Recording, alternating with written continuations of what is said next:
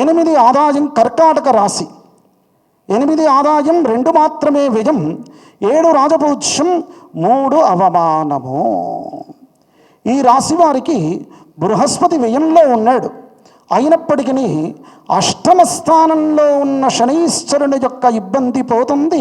మన అధినాయకుడు మన కేసీఆర్ గారి ఆశ్లేష నక్షత్రం కర్కాటక రాశిలో వారు జన్మించారు.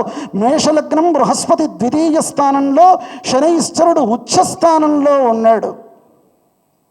రవి ఏకాదశంలో ఆ శుక్రునితో బుధాదిత్య యోగంతో ఉండడం చాలా శ్రేష్టమైనటువంటి అంశం.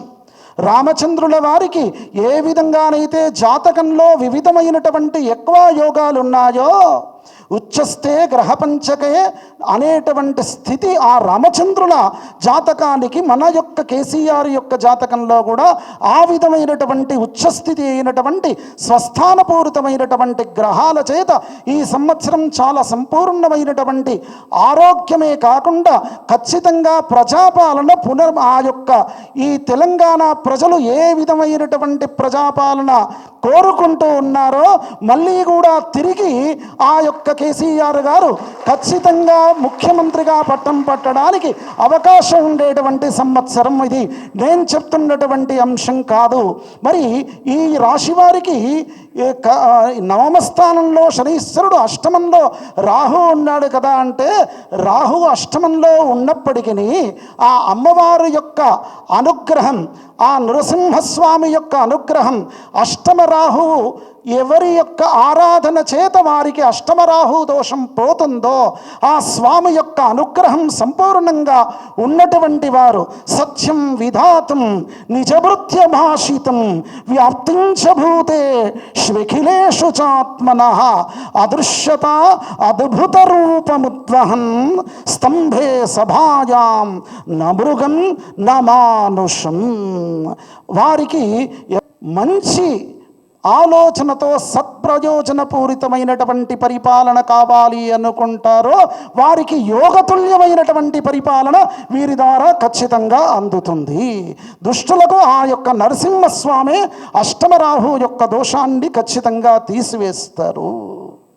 ఇక సింహరాశి 11 ఆదాయం 11 వ్యయం, 3 రాజపూజ్యం 6 అవమానం.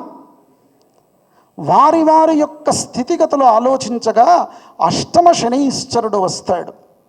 ఆరోగ్యం ఖచ్చితంగా జాగ్రత్తగా ఉండాలి. రాజకీయ నాయకులైతే ఇంకా జాగ్రత్తగా ఉండాలి.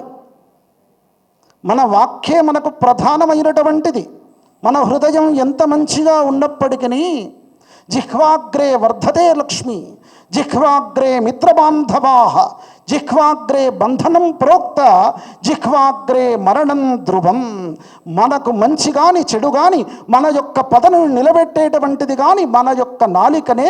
మరి రాజపూజ్య అవమానాలు అనేటువంటివి ఎప్పుడైతే మనకు తేడాగా ఉందో ఆ సంవత్సరం ఖచ్చితంగా మనం చేయాల్సినటువంటి అంశం రోజుకు 1 గంట సేపైనా మౌనవ్రతంగా ఉండాలి. ఖచ్చితంగా మంచి ఫలితం అనేటువంటిది కలుగుతుంది. ఈ రాశి వారికి ఖచ్చితంగా అవసరం. వీరు చేయాల్సింది సూర్యోపాసన నిత్యం చేసుకోవడం చేత చాలా మంచి కలుగుతుంది. ఇక కన్యారాశి 14 ఆదాయం 2 మాత్రమే వ్యయం, 6 రాజపూజ్యం 6 అవమానము. ఇక ఈ రాశిలో నవమ స్థానంలో బృహస్పతి ఉన్నాడు. నవమస్థానంలో బృహస్పతి ఇప్పుడు మారడం చేత దశమ స్థానానికి ఏర్పడడం చేత బృహస్పతి చాంచల్యపూరితమైనటువంటి బుద్ధితో ఆయన చలనం అనేటువంటిది జరిగింది. స్థిరచిత్తుడు అయినటువంటి వారికి చంచల బుద్ధి ఎప్పుడైతే ఏర్పడుతుందో కొన్ని విధమైనటువంటి ఇబ్బందులు ఏర్పడతాయి. మన తెలంగాణ రాజు అయినటువంటి రేవంత్ రెడ్డి గారిది కన్యారాశి. ఎప్పుడైతే బృహస్పతి ఇన్ని రోజులు ఒక మంచి స్థితిలో ఉన్నారో ఆయనకు మే 14 తారీఖు రోజున ఎప్పుడైతే మారుతారో ఇంకా కూడా పదవి గండాలు ఎక్కువగా ఉండడానికి ఖచ్చితంగా అవకాశం. ఎందుకంటే అన్యోన్య వైరం క్షితిపాలకానాం రాజానాం, రాజులకు అన్యోన్య వైరం ఉంటుందని పంచాంగం చెప్తున్నటువంటి అంశం. అయ్యా మీరు మీ యొక్క సీటు పైన ఖచ్చితంగా దృష్టి పెట్టుకోండి, తర్వాత కాపాడుకోవడమే మీకు తథ్యము. మరి దానితో పాటుగా కన్యారాశి వారికి ఇంకా కూడా చేయాల్సినటువంటి స్థితుల్లో వీరికి కూడా బృహస్పతి ఎప్పుడైతే దశమ స్థానానికి వెళ్ళాడో బృహస్పతి యొక్క అనుగ్రహం చేత కోసం వారు దక్షిణామూర్తి ఆరాధన చేయడం కూడా చాలా మంచిది.